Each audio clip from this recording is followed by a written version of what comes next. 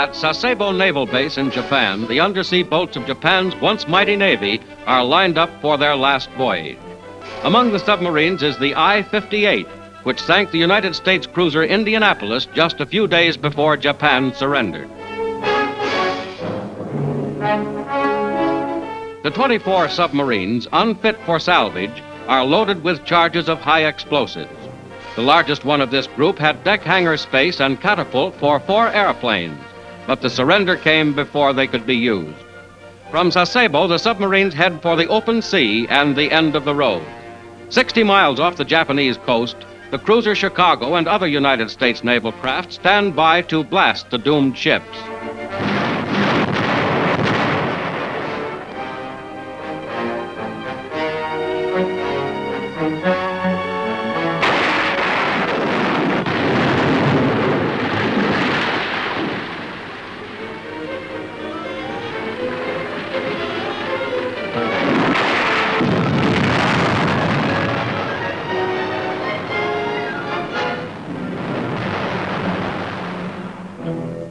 In deep water, Japan's former terror raiders are sunk beyond all hope of reclaim.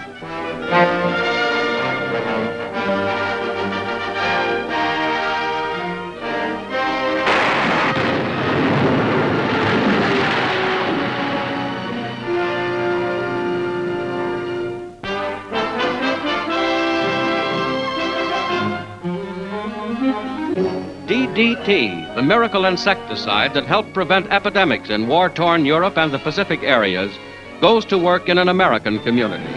Trucks go out to spray an entire county in the state of Georgia. Center of the gigantic health campaign is the town of Columbus, which plans to become the cleanest city in the country. Cleanup crews also go into action. Rubble and refuse disappear the area. Over 20,000 homes, dairies, restaurants, and stores are visited by the sprayers, armed with large quantities of the DDT insecticide. A former Army officer who handled the same sort of job on Okinawa and in Korea is in charge of the project. No corner of the area escapes the DDT spray.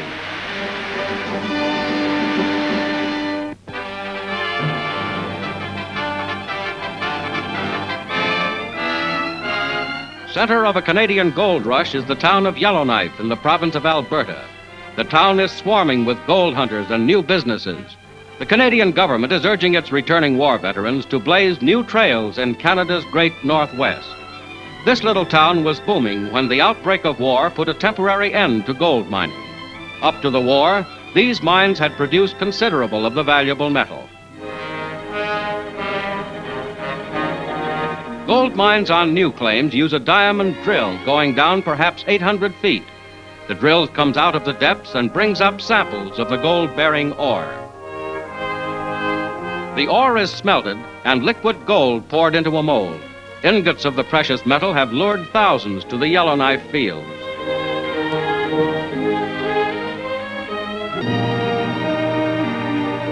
The lure of gold has been the foundation of dozens of small businesses which are growing with the town.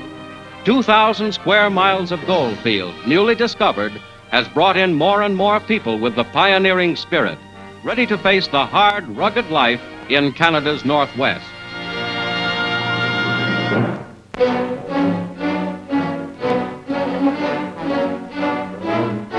Stretching for many miles in the state of Florida are the great cypress swamps of the Everglades.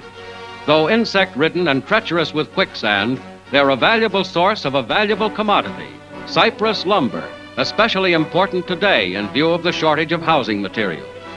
Lumbermen braving the almost impenetrable swamps must first build a railroad to get the logs out. Axes and saws bit into trees 2,000 years old, and 20 tons at a time, the cypress come crashing down.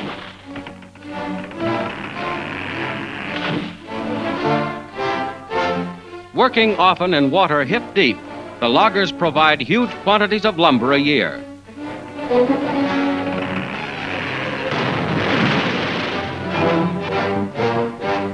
Riding across the swamp, the tough, rot-proof cypress heads for the lumber mill, 28 carloads at a time. The world's most difficult logging operation provides lumber for badly needed homes.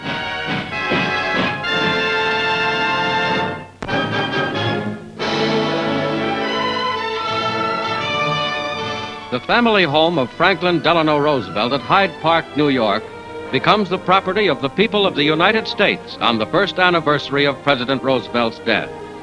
As the nation and the world recall a fateful day, President Truman and Mrs. Roosevelt pay homage at the fallen leader's grave.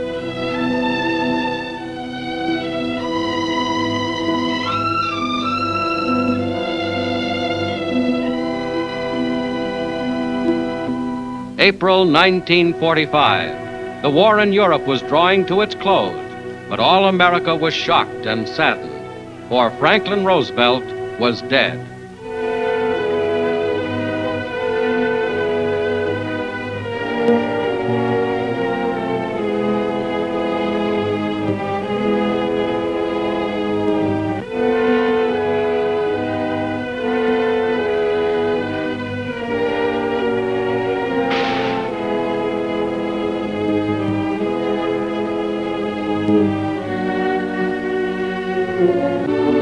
Now, 1 year later, the old Roosevelt Estate is formally dedicated to the public. Crowds of people have come for the ceremony. Trigby Lee, Secretary General of the United Nations, and Russian delegate Andrei Gromyko are present to pay their respects. The late president's faithful dog, Fala, sits at the feet of his mistress. Mrs. Roosevelt turns over the property, which will become a national shrine, to the American people.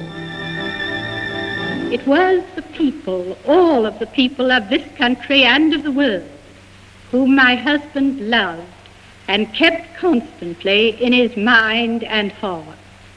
He would want them to enjoy themselves in these surroundings and to draw from them rest and peace and strength, as he did all the days of his life. Mr. President, I am happy that you could be with us on this occasion. And to you, Mr. Secretary, I now turn over the full possession of the land, the house with its contents, the other buildings, which my husband willed to the people of the United States. Before the large audience, which includes many government leaders, President Truman pays tribute to the late president. Here where he was born, in the spot which he loved best in the world, he is now at rest. We shall not soon see his like again. May Almighty God, who has watched over this republic as it grew from weakness to strength, give us the wisdom to carry on in the way of Franklin D. Roosevelt. The reception room of the 120-year-old Roosevelt home is filled with worn and comfortable furniture, just as it was when he lived.